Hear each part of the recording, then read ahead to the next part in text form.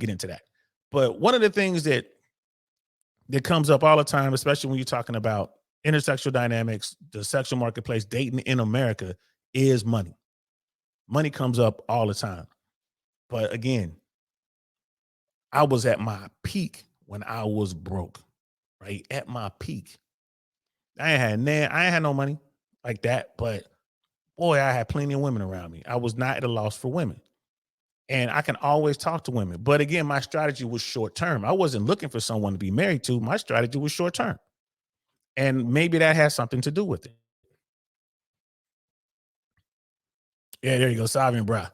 Yeah, I appreciate that, Brother Penny. Yeah, it was a Chase dude. And the Chase guy, we're definitely going to talk about it. We might even get into it this week. But the Chase guy thought that Dr. Taraban was, Psychacks were going to come with a different perspective or whatever. And it was really good to watch the breakdown and to listen to them discuss studies and talk about data and then talk about all the other stuff. We're definitely going to be getting into that, bro. But here he is right here, Psychacks. Please like and subscribe. This will definitely be linked in the description below. If you haven't subscribed, please go over there and check him out. He does some good work over there. So let's get into it. Let's see what he has to say about money and dating. Like, you don't need money to get women. The 3 things that work. And again, this is from Psychacks. Oh man, I hate when I do that. All right, here we go. I'm Dr. Orion Taraban, and this is Psychacks, Better Living Through Psychology. And the topic of today's short talk is you don't need money to get women. This is a very common misunderstanding among men. And like many misunderstandings, it actually has a grain of truth to it that has subsequently been misinterpreted or overgeneralized. The grain of truth is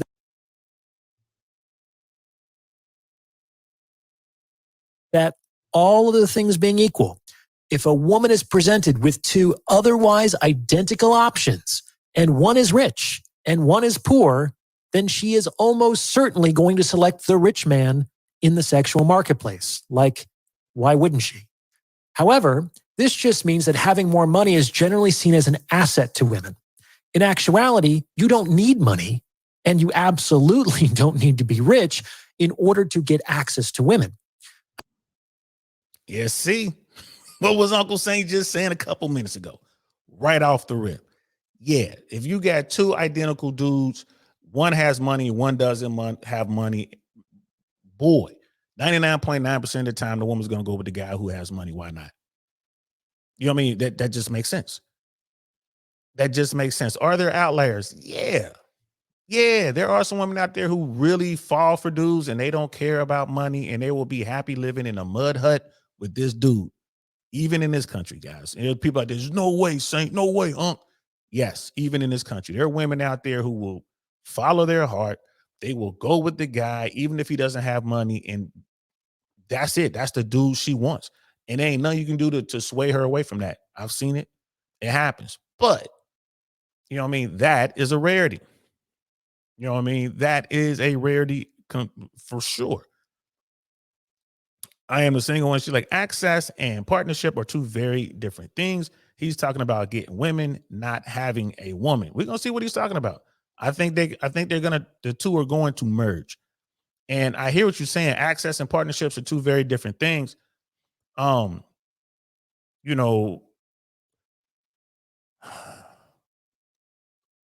It all boils down to the woman, right? She wants what she wants.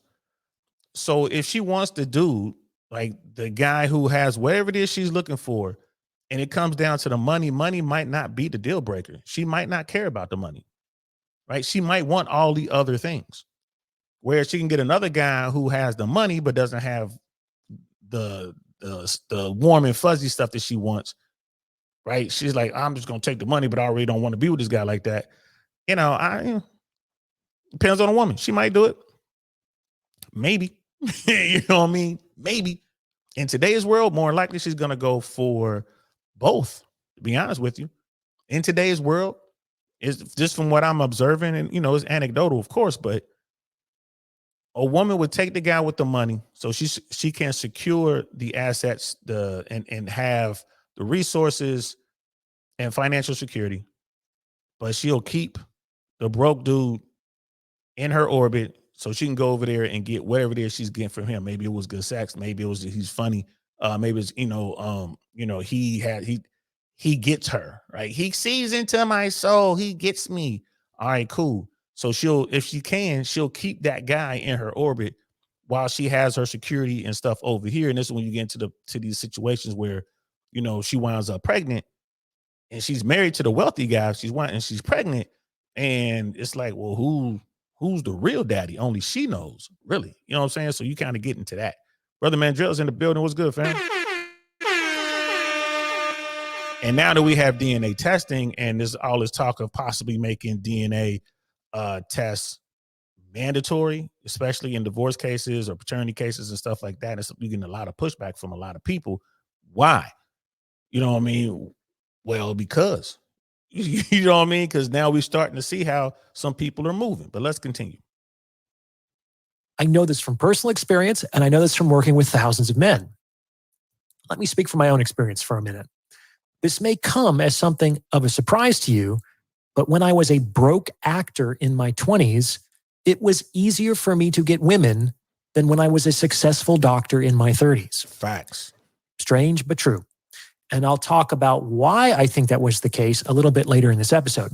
My point is that while you might need money to keep women around in the long term, you definitely don't need money to get women in the first place. And y'all peep what he said. He said, while you may need money to keep women around in the long term, you don't need women. You don't need money to get women in the first place. And the thing about him saying when he was a broke actor, he had mad women, more women than when he was a successful doctor, making a ton of money. Right. I have been saying this for almost 2 years now. I think the first time I said it was on Suzette Speaks show. Shout out to Suzette. She's doing radio now. Y'all, you guys see that? She's doing FM radio, man. Shout out to Suzette. That's a Don DeMarco if I ever heard one. Shout out to Suzette Speaks. Don DeMarco. And she actually goes live while she's in studio doing the radio show, and you can call in. So I'm just waiting to catch another show, and I'm gonna call in just to support our sister Suzette Speaks. Make sure y'all do the same. Shout out to Suzette. She's putting in work, y'all. Like YouTube gave her a hard time. They demonetized her for some BS, something to do with her shorts, and been fighting with her to get her. She's been fighting with them to get the monetization back. But at the same time, she's been working hard doing a lot of political stuff, and now she has the AM. She's working with Roland Martin. And now she has this FM radio thing. So shout out to our sis for doing big things down there in Miami. Shout out to Suzette. But back to this. I was on Suzette Speaks show, and I was talking about, I'm like, yo, Sue, when I was at my peak womanizing, I was broke. But my goals were short term. I was just in it to hit it, to have fun, smashing, doing whatever. I was not looking for a wife. That was the furthest thing. I mean, that wasn't even in my realm of possibilities when it came with women. I just wasn't looking for a wife, to my detriment. I probably dealt with a dozen or more really good women who would have went on to be great wives and moms, right? In their relationships. And I could have been with them, for a long time. I was certainly with them for the short term, but I could have been with them for the long term. So to my detriment, even, just running through women or whatever, it could have hurt me for the long-term stuff. But my short-term goals were met every single time. Let's continue. Too many men believe that being high value is just a euphemism for having high net worth. It's not. So let's talk about what's behind this fascination with money. I made an episode a while back called Beware of Attraction Proxies that you might want to check out if you haven't already. Attraction proxies are things that we hope will do the work of attracting people in lieu of actually doing the work of attracting people. For some guys, an attraction proxy is a six-pack. They think, I just need to get a six-pack, and women are just going to start throwing themselves at me. No, that's not how it works. For other guys, it's a fancy car, and they think once they see my ride, they're just going to be lining up, man. And that's also not how it works. Like a man could literally be earning an 8-figure income, and some women are simply not going to care. And the women who do care, simply as a consequence of that piece of information, are also probably not the women that man is going to want to have to deal with. The point is that these things are not the silver bullet that many men hope they will be. Man, shout out to this brother right here, man. He definitely gets it. I talk about, top tier men, high value men, whatever you want to say, the top 20, you know what I mean? The 80-20 rule, the top 20% of guys versus the bottom 80%. I say it all the time over here. You don't have to make 6 figures or more to be considered a top tier or high value man. You don't. What's the determining factor? Can you get women? Period. Right? Can you get women?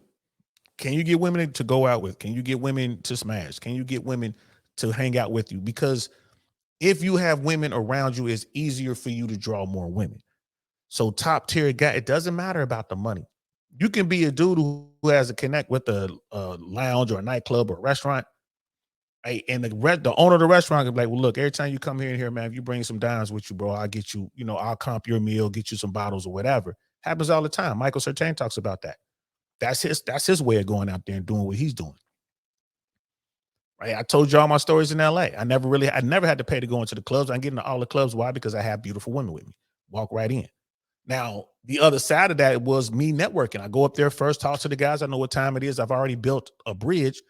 So I'm already cool when I come by myself. But then I bring women with me. It's like, oh, yeah, he really on. Get him, put him in that section over there, comp him 2 bottles. You know what I mean? And I'm sitting up there with 5 or 6 dimes, straight 10s, right? Young baddies. That's part of it. It didn't matter. No one asked me how much I made or how much my net worth was. They couldn't see what kind of car I was driving half the time. A lot of times valet is away from the door, right? That was me networking and me having the ability to talk to women, to be able to have women feel safe around me and to go out and hang out, whatever. That's what that was about. And it worked every single time. So, you don't need to have money. You could, in fact, be a broke dude. You could be a brokey, right? A dude who's technically poor. But if you can get women, you're going to be in the top 20%. Because remember, we're talking about people who can get sexual access. And the bottom 80, there's guys in the bottom 80 who they make money. Like he just said, you could be out there making, you know what I mean? 8-9 figures. You're out there. Well, I guess 9 figures might be taking it too far, but you know what I mean? You be looking at, you can be making 8 figures. You could be out there just killing the game. You got the bread, but you don't know, you know what I mean? You don't know what you're doing. And the women around you just using you and taking your money. You know what I mean? I believe that's probably the case with that guy, Brian, for whatever podcast. He strikes me as the kind of guy who doesn't really have that kind of knowledge, but he's successful and he made money, and he probably cares more about money than he does the girls, and that's what saves him. But I'm pretty sure he goes out there and he says some stuff on his podcast. It's like, man, I can't believe dude said that. Some of the things that he's tried to get away with women, it just doesn't work. But it's him figuring out, is she in this for me or is she in this for the money? You know what I mean? So it is what it is. It's my favorite sailor in the building. It's my favorite sailor in the building right here, Miss Globe Girl. What's good, sis? She's like, y'all making this dating thing too complicated. It really isn't that complex. Just stop being creepy and hateful. That's a fact. But it is complex to people who don't know what they're doing. You feel me, sis? It is complex to those who don't know what they are doing. Swimming is easy to people who know how to swim. But if you don't know how to swim and I throw you in the deep end, it's going to be a problem. Quick, fast, and in a hurry. Huh? Right? What do y'all say in the Navy? In the Army, we say hood. We say hood. We say airborne. I think y'all say hoorah in the Navy. Because the Marines say hoorah. So maybe the Navy says hoorah too. I don't know what y'all say, but it's good to see you, sis. Brother Pitney, he was like, the determining factor is, can you hit that bottom? Hilarious. Unfortunately, that's true, though. You know what I mean? When men are simple like that, man, I know a lot of women have a hard time accepting this. Men are like, bro, did you hit? That's just all they care about, man. You smash, you hung out, man. You hitting that? Dudes care. All right, I'm letting y'all in on some locker room talk. Dudes care about that. This is why a guy who doesn't have a lot of money but gets a lot of sexual access is a top tier dude. He's in the top 20. This is why. Man, he's able to smash. He ain't even got no money. Dude ain't that tall. He ain't that tall. He ain't wearing no Rolex. He ain't driving a European car. He ain't got a Lamborghini. You know what I'm saying? He can't make it rain. But boy, he's smashing the chicks that I can't even talk to. The girl won't even give me the time of day. Right, because he has game. He has game. You know what I mean? It's good to see you, Miss Glow Girl. For I ain't seen you in a minute. I'm so glad you're still rocking with us. But it is complex, sis, for those who don't know how to do it. It is swimming is simple, man. You want to float, just relax, put your arms out, put your legs out, man, tilt your head back a little bit. You're just going to float, especially if you're in the ocean. But if you don't know how to do it, and I throw you in there, just float, man, you're just going to be splashing around going under. You're just going to be going under. And that's what's going on with these guys. They just don't understand. Simple as that. Let's continue. Every month, I'm telling you, I work with guys who fly private and own super yachts who are looking for advice on how to get laid. I guarantee that there is an unemployed, broke dude living in his parents' basement who is smashing tonight. I guarantee that that is happening somewhere. And that means that there is a woman out there who is willing to look past all of those things because he gives her other things. And these other things actually are instrumentally related to getting laid. Now, there are 3 things that help a guy get women. Any one will work, but if you have all 3, even better. And he's about to get into these 3 things. I'm sorry, it may be some glitching out there, y'all. This time of day, people are using their Wi-Fi and everything, so please bear with me. I apologize in advance.